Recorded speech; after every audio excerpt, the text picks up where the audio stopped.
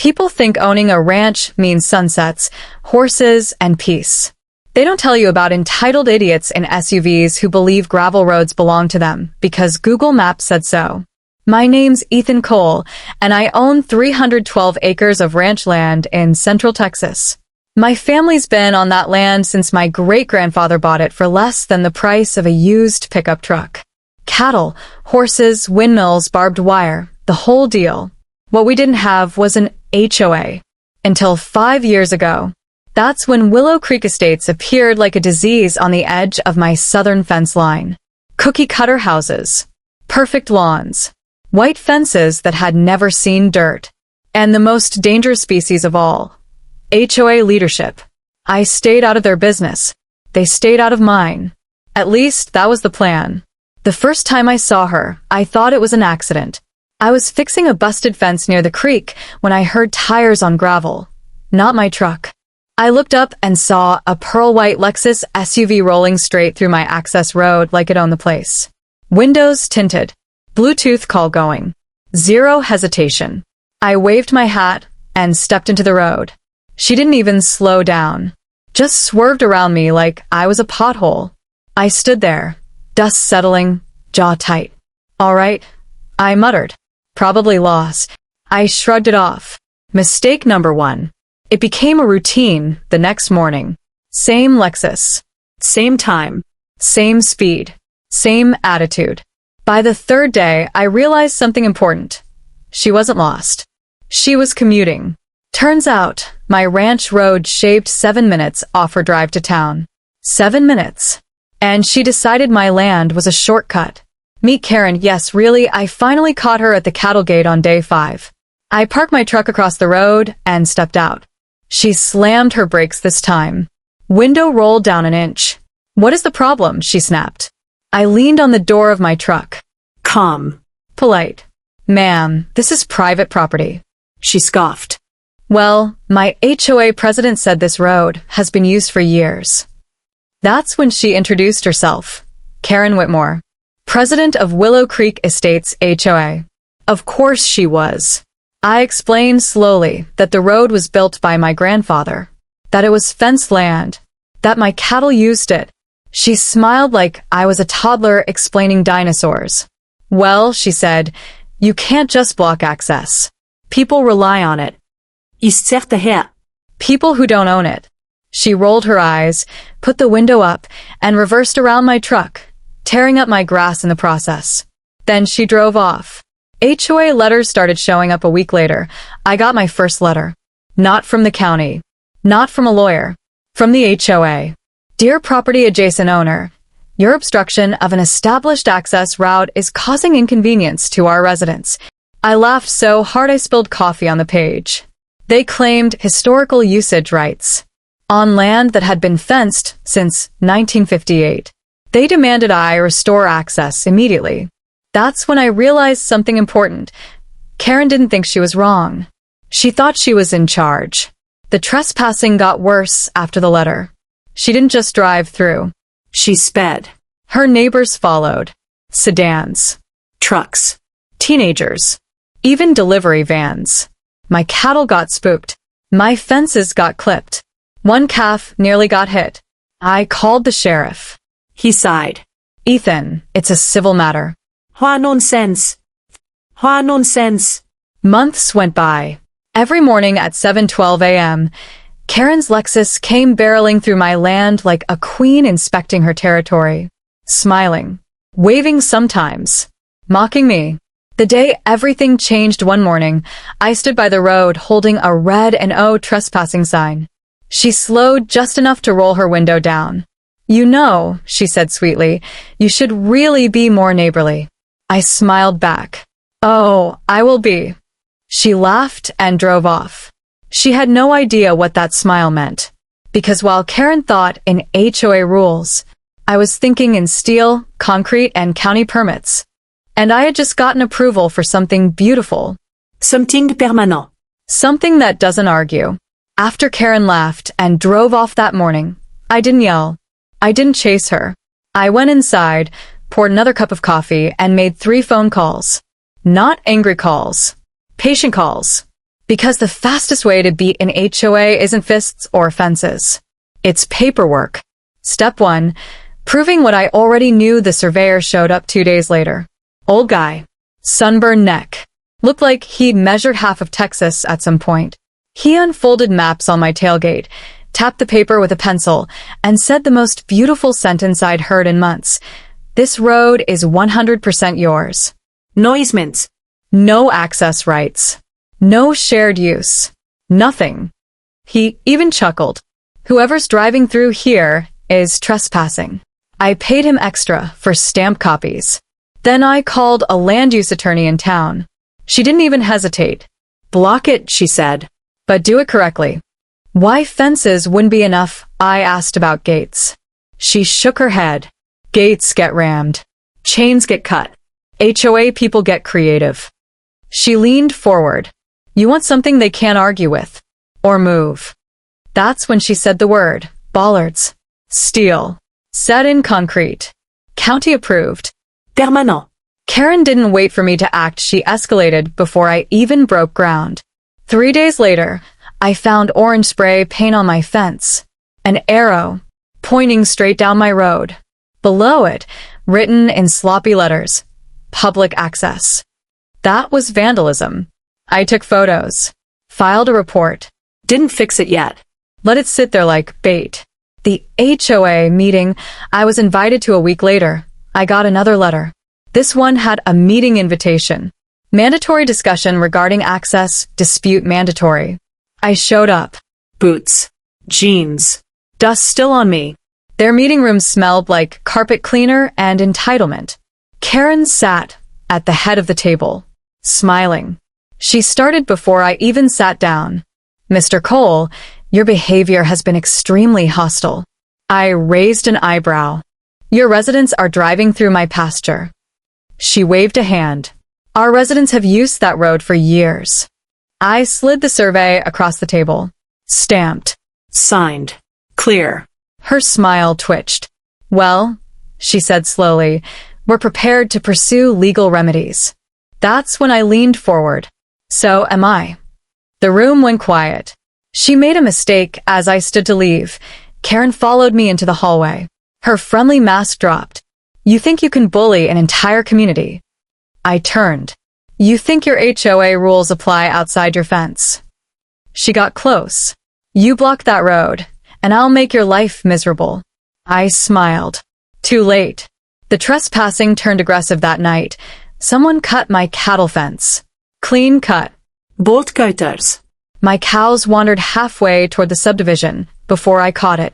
I didn't need a detective to know who sent that message. I installed trail cameras the next day. Didn't tell anyone. Let them keep thinking I was just some stubborn rancher. Karen got sloppy 2 mornings later. The cameras caught her Lexus stopping. Karen got out, walked to my freshly posted "No trespassing" sign, ripped it down, threw it into the ditch. Clear as day. Face visible. Time stamped. I watched the footage 3 times. Then I forwarded it to my attorney. Her response. Oh, this is getting fun. The installation date was set. County permits approved. Utility lines cleared. Concrete scheduled. 6 bollards. 3 feet deep. 4 feet tall. Powder-coated yellow. Visible. Legal. Unmovable. The contractor asked one question. Any chance someone's gonna hit these? I laughed. Oh, definitely. Karen's last warning the day before installation. Karen pulled up beside me again. Rolled her window down. You still have time to be reasonable, she said. I leaned on my truck. You still have time to stop trespassing. Her smile turned sharp. We'll see. She drove off. Fast.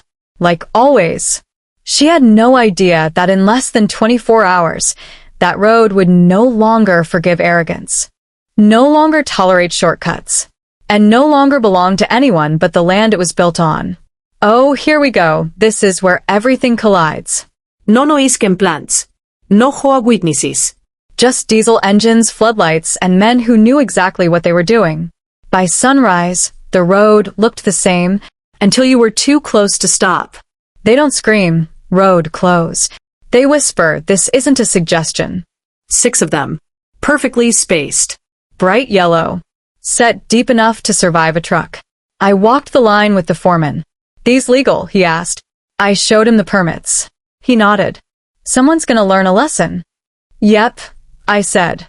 "Just not today." Karen was punctual. Always had been. I was sitting on my porch with coffee, watching the road through binoculars like it was a nature documentary. And there she was. Pearl white Lexus. Same speed. Same confidence. No braking. The moment of impact at about 45 miles per hour, realization finally hit her. Too late. The Lexus slammed into the first bollard with a sound like a gunshot wrapped in metal. The front end crumpled. Airbags exploded. The car lifted, twisted, and dropped sideways into the ditch. Dust everywhere. Then silence. My coffee didn't even spill. I didn't celebrate. I walked down the road calmly. Not running.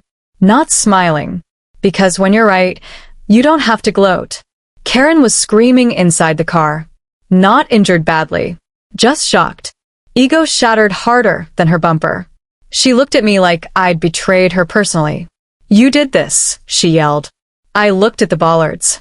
Then at the posted sign she'd ripped down, now reinstalled. Then back at her. "No," I said. "You did." The sheriff showed up fast. Funny how law enforcement arrives quickly when airbags deploy. Deputy Morales stepped out. Looked at the scene.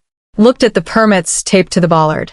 Looked at the tire tracks leading straight through posted private land.